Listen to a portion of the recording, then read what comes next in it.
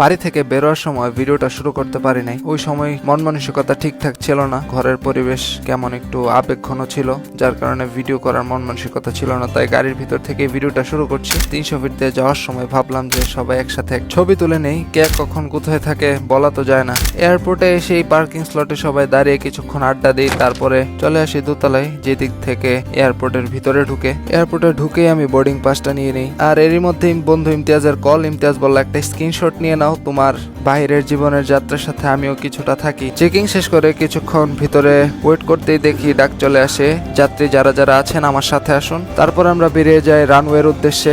যেতেই দেখি আমাদের বহন করে নেওয়ার জন্য বাস দাঁড়িয়ে আছে, আর আমরা যারা একসাথে যাত্রী ছিলাম সবাই একে একে বাসে উঠে বসে পড়ি। বাস আমাদেরকে চালিয়ে নিয়ে যায় যে প্লেন দিয়ে আমরা যাত্রা শুরু করব। ওই প্লেনের কাছে একদম বাস থেকে নেমে আমরা একে একে উঠে পড়ি প্লেনের ভিতরে। আর এই হচ্ছে সেই প্লেন, যেই প্লেন দিয়ে আমরা যাত্রা শুরু করব আমাদের গন্তব্যের দিকে। প্লেনে উঠেই অ্যাটেন্ডেন্স যারা আছে তারা আমাদেরকে সিট ফাইন্ড আউট করতে সহায়তা করলো এবং তারা বিভিন্ন নিরাপত্তা বলি বুঝিয়ে দিল। ভাগ্যক্রমে আমার সিটটা হয়ে যায় উইন্ডো সিট। তবে উইন্ডো সিট হয়েও লাভ তেমন একটা হলো না, কারণ উইন্ডো সিটটা ছিল ডানার ঠিক পাশেই, ফুল ভিউ পাচ্ছিলাম না।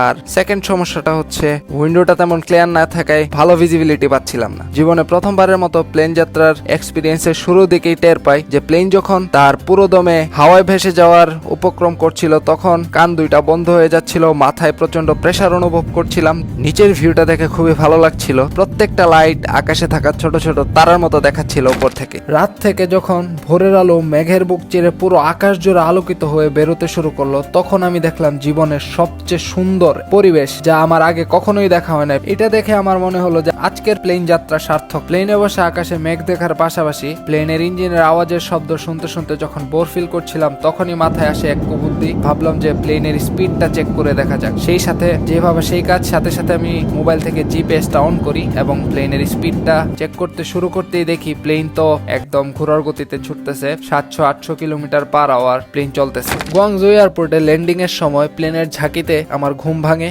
আর সাথে সাথে আমি বুঝে যাই যে আমি সেফলি চায়নাতে চলে এসেছি। চায়নাতে নেমেই এয়ারপোর্টটা একটু ঘুরে ফিরে দেখলাম, তারপরে এখান থেকে ইমিগ্রেশন ক্রস করে খুব সুন্দরভাবে হাসি দিয়ে একটা ছবি তুললাম। সেই সাথে এয়ারপোর্ট থেকে বেরিয়ে বাস দিয়ে রওনা দিয়ে দিলাম ইউনিভার্সিটির উদ্দেশ্যে। এয়ারপোর্ট থেকে আমাদের ইউনিভার্সিটির রাস্তার দূরত্ব মাত্র 350 কিলোমিটার। যাওয়ার পথে খুবই সুন্দর একটা জায়গায় একটা রেস্টুরেন্টের সামনে বাসটা একটু ব্রেক দেয়। আমরা বাস থেকে নেমে এরিয়াটা সুন্দর মতো একটু ঘুরে দেখি এবং কিছু সুন্দর সুন্দর ছবি তুলি। দেন তারপরে আবার আমরা রওনা দিয়ে দেই আমাদের গন্তব্যের দিকে। আর যেতে যেতে খুবই সুন্দর সুন্দর লম্বা কয়েকটা টানেল পড়লো। চারিপাশে ছিল বড় বড় পাহাড়, আর রাস্তাগুলো ছিল পাহাড়ের মাঝখান দিয়ে তৈরি করা, যার কারণে টানেল পড়ছিল অনেক। এইগুলো দেখতে দেখতে আমরা চলে আসি আমাদের ইউনিভার্সিটি ডর্মে। দেখা হবে পরের কোনো ভিডিওতে।